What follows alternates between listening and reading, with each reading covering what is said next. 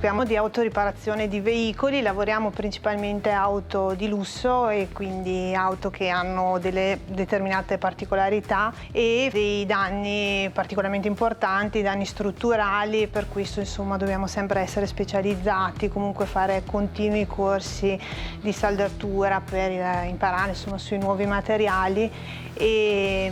è sempre un impegno costante al miglioramento e all'innovazione perché non ti puoi mai fermare.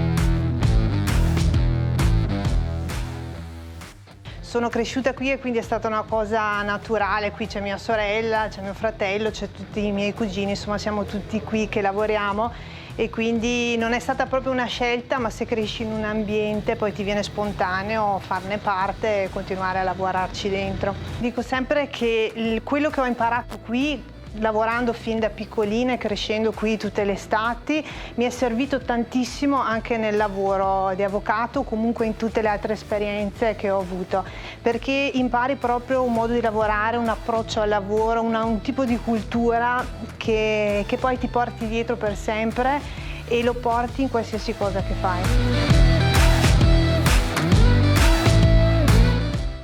Ho l'onore insomma, di essere presidente del gruppo giovani di Confartigianato di Verona e anche del Veneto. Sono tanti anni che lo frequento, il gruppo giovane, è un'esperienza tuttora importantissima che mi ha fatto crescere tantissimo. Io mi sono avvicinata al gruppo giovani perché avevo bisogno di confrontarmi con persone che magari stavano vivendo il mio stesso percorso e che avevano le mie stesse problematiche, i miei stessi dubbi o anche condividere con loro cose positive. E lì ho trovato delle persone simili a me perché il confronto costante è importante. E questo io infatti lo consiglio a tutti i giovani che hanno una partita IVA, insomma che hanno un'azienda, che a volte il far parte di un gruppo consente non solo di creare delle occasioni di lavoro ma anche di conoscenza personale, ma proprio anche di vedere altre esperienze e di poter imparare anche dagli altri, dai loro percorsi.